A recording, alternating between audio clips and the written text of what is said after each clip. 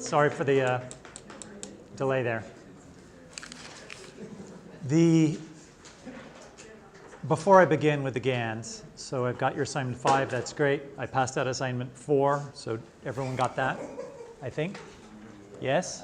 And so since that's 2 assignments that we're dealing with here, let's throw a 3rd assignment in the mix. So that's assignment 6. So that is, I will send you that this afternoon. It's the starter GitHub repositories. So the description is fairly simple. So basically what you're going to do, we're going to be looking in just a second at a RNN that learns some, it's not Shakespeare, Charles Dickens. So it's trained on David Copperfield and then can learn to generate text in the style of Dickens. It uses a gated unit, so a GRU, and it uses the built-in PyTorch GRU. Your job is going to be to rewrite PyTorch's GRU.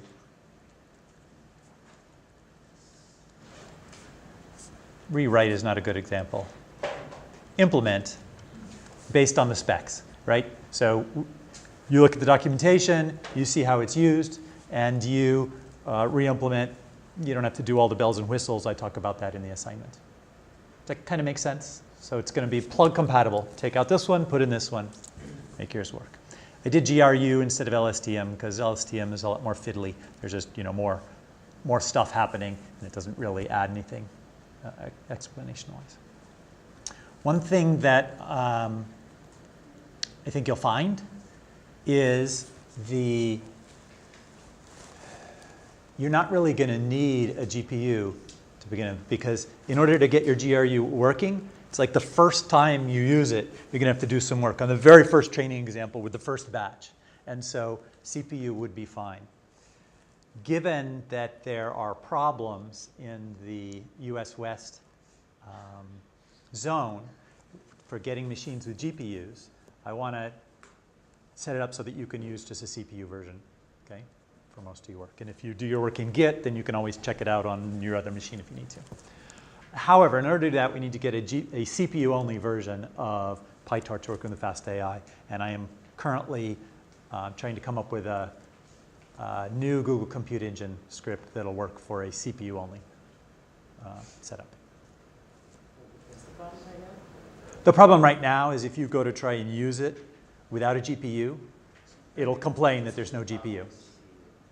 Oh, the problem with GPU is the US West zone. How many people have had this situation where they try and start up their machine and it says there are no instances available in that zone? So all the GPU machines are in use. It's working as of today morning, at least on USB. I was doing something, but it may need. I think time of day matters, of course, right, as people spin up machines and use them.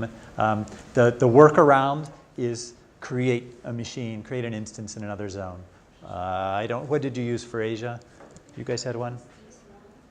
Yeah, East 1. You have to pick a zone that actually has any GPUs at all. Is the setup script the same as before? The setup script for CPU only will be different. There'll be. I mean, like, you pick a different zone. Oh, you pick a different zone. You'll rerun the setup script. It's the same as it was before. You'll get the same environment that you would. Okay, so. All right. Let's finish up on, before we do that, actually, let's look at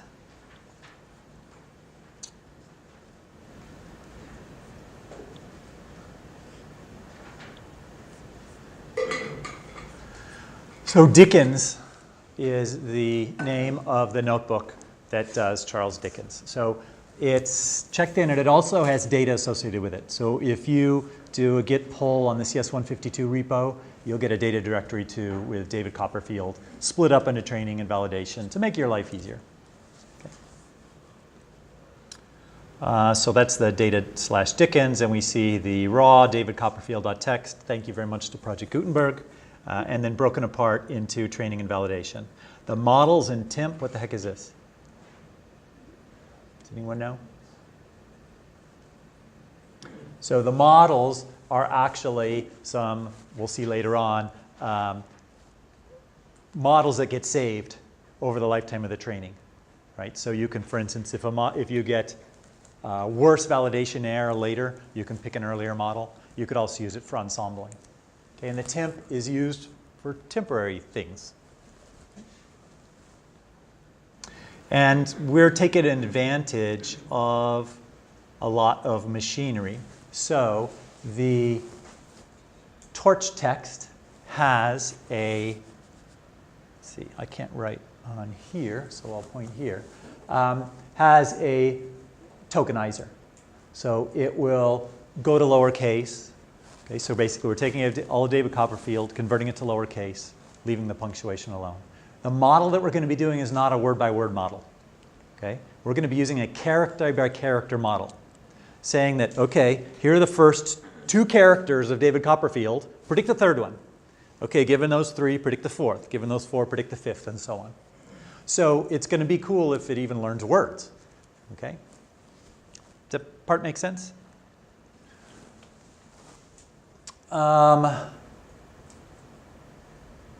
We create a language model data. So this is a FastAI class that comes up basically with a dataset object for the model. So it will take care of the batching. BPTT stands for rapid propagation through time. So we set that to 16, so that tells us we're looking back propagating through the last 16 characters, basically. Okay. And the min frequency is 3. I think it's not relevant in this case, right? That'd be for, there are no characters that probably have a frequency less than 3. All right, so we have got, what, about 1.5 meg of data. So here's our model.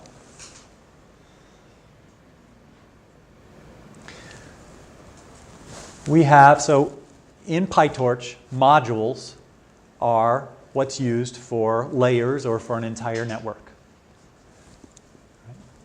So our character sequence model is going, and we have an init and a forward, right? The init creates all the weights that are going to be used later, and the forward actually does the forward propagation.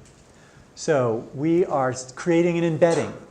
So we can see the inn.embedding is part of PyTorch.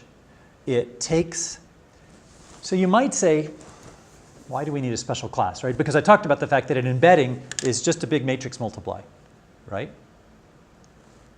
We're taking, if we had 30,000 words, and we're trying to take that to an embedding of 300, then we basically have a 30,000 by 300 array, right, that we multiply by.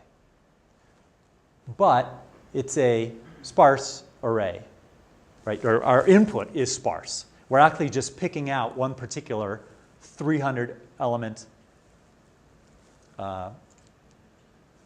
swatch from it. So let's see.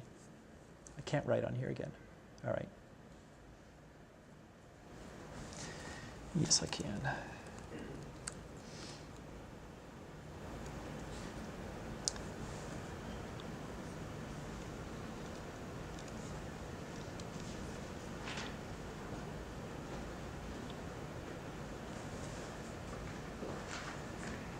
Oh, I can't figure out how to do it. All right. So the embedding basically knows that its input is an index. So we don't actually represent it as one hot because it'd be kind of wasteful to represent stuff as one hot and then take it back to an embedding. So an embedding basically is a vocabulary size. In our case, it's not 30,000, right? In our case, our vocabulary size is about how big?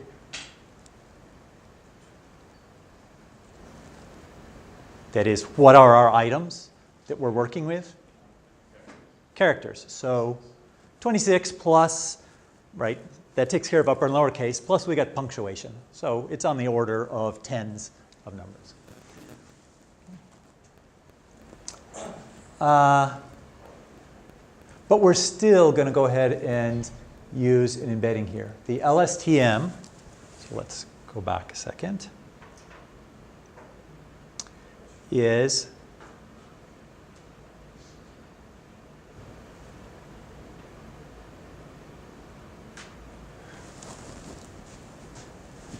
Here we are. We do an embedding.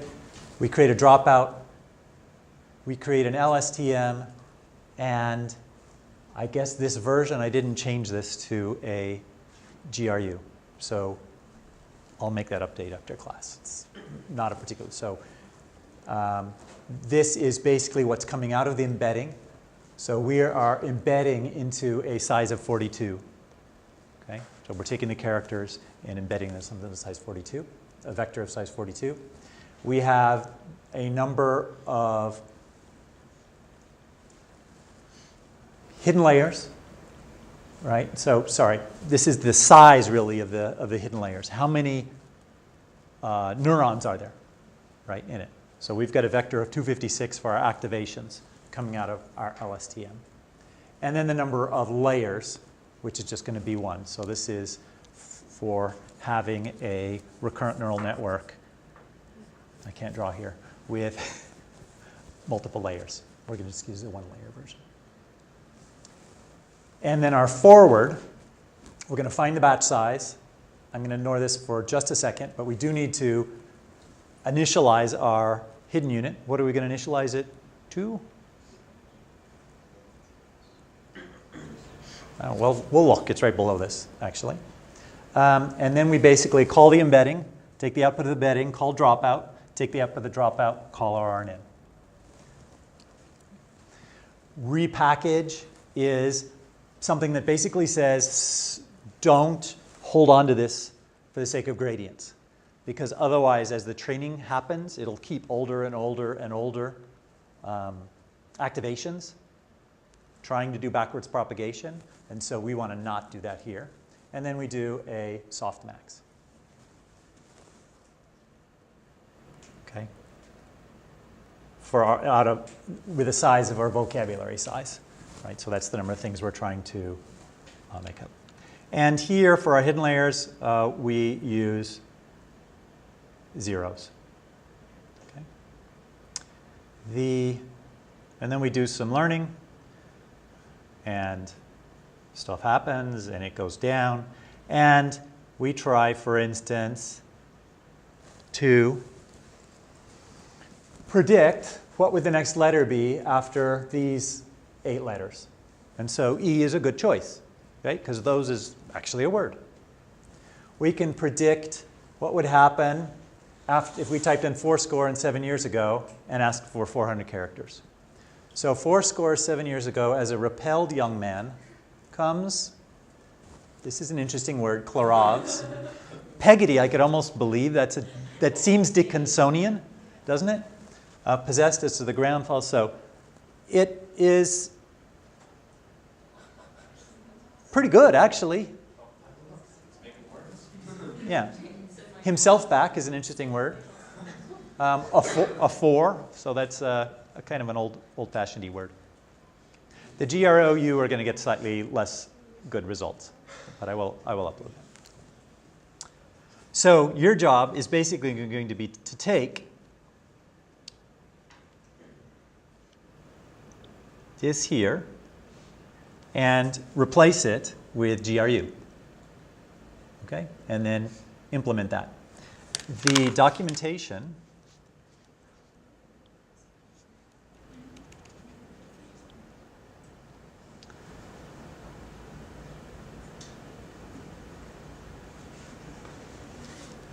let's see, GRU.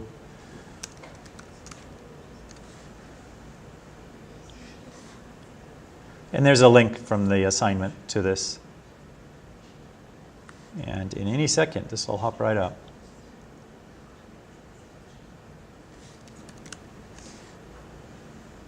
Okay, so we can see here, first it's got the formula, again, the formulae if you need them. And then we can see what the parameters are. The only two you're going to really need to deal with are input size and hidden size. So you don't have to implement dropout. You don't have to have a stacked GRU. You don't have to do bidirectional. Although if you want to add any of those would certainly be some extra credit. And then, importantly, it tells you what the input is. So this is the input to the forward method. So what does the forward method get?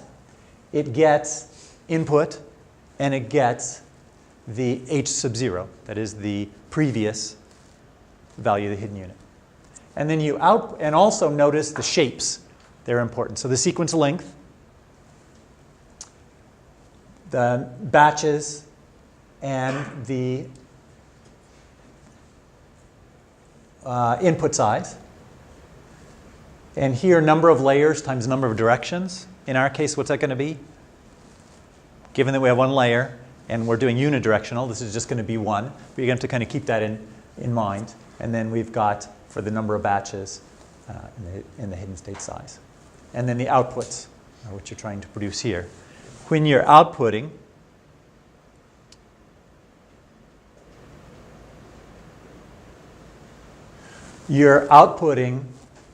both all of the activations, okay, together, and then also the final activation, okay, separately. And then it describes what variables that it uses. You don't have to use these same exact variables, but it gives you an idea of the sort of things that you need to keep. And these are all the learnable things. General questions on that? Yeah. What's the due date for the assignment? Tuesday at 11 p.m. So before Thanksgiving, barely. Yeah, I think break starts Wednesday. Yeah, so plenty of time. All right. GANs we had been talking about. And I'm going to provide you a brief so let's just quickly see what the best way to do this, given that we only have 5 minutes. You know the best way, I'm going to just show you a video for a moment to motivate next Monday. So let me find my video.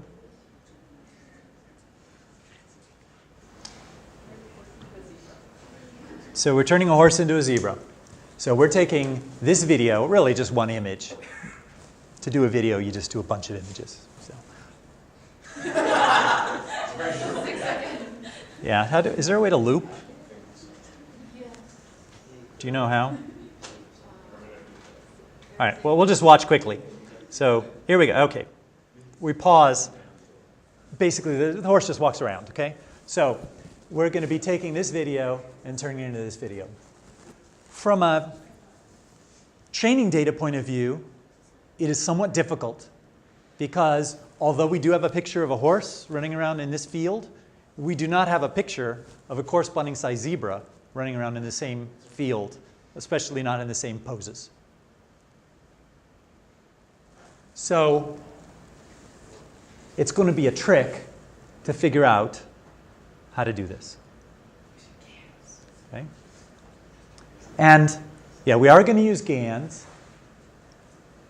We notice this isn't perfect, right? Our colors are not perfect here. The zebra is not bad looking, though.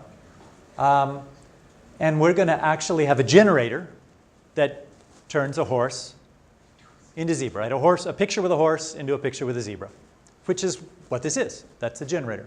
What do we need to go along with the generator for a GAN? We need an adversary. An adversary to say, how good is this zebra? Okay? But it seems like that's not enough. Go ahead. Why are we using GAN? Because zebras are not horses. Sure. Oh, I see. You're saying... Because I mean, like, the last time we were discussing the celebrity onset model mapping, it was just using two different autoencoders and feeding one to the other. Is there a reason not to use that? So we have a common encoder for zebras and horses. And then yeah, that could possibly work. That could possibly work. It's just because we're like thinking about this. Yeah, we're thinking of it. Yeah, exactly. We're kind of fitting a zebra. So how hard it is to train a discriminator to determine real and fake zebras? What do we need for training data point of view? We need some zebra. We need some real zebras. None of these fake zebras. So we need some real zebras, and we'll use this fake zebras. Okay? But there's another part of this that's important, which is the discriminator is going to say, is it a zebra? Does the discriminator care that we're looking at the right side of the zebra, right? It could just as well say this is the horse, and a good zebra would be lying down on its back with his legs up in the air, right? That could be just as good. I mean, the discriminator say, oh, yeah, that's a zebra, all right. Plus, how do we know we get this pole? Why would it have any reason to put this pole in here, right? As we go from here to here. So, we're going to create another generator. We're going to create a zebra to horse generator. Okay? How are we going to test whether that zebra to horse generator does a good job? Say it again. Just a horse for the moment, right? Just for the moment, we have independent horse to zebra generator and zebra discriminator. And now we're going to also make a zebra to horse generator and an associated horse discriminator. Horse discriminators are a dime a dozen, right? You just throw in some real horses, you throw in these fake, well, this one is not fake, this one is real. But it would be interesting to see what happened if we generated a fake zebra and then from a fake zebra generated a fake horse. Okay? That's what we'll be doing. So we've got class Monday next week, but not Wednesday, right? One question I have for you. I had invited you a couple weeks ago, anyone who wanted to, Thanksgiving. So if anyone needs a ride, someone is going to be driving and has three, what are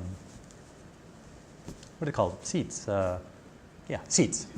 Yeah, so it would be from about like 2 to 6 p.m. and it's in Redlands. So if anyone is interested, let me know after class. I'll send you an electronic invite, okay? Love to have you if you're not doing anything better. So have a good weekend.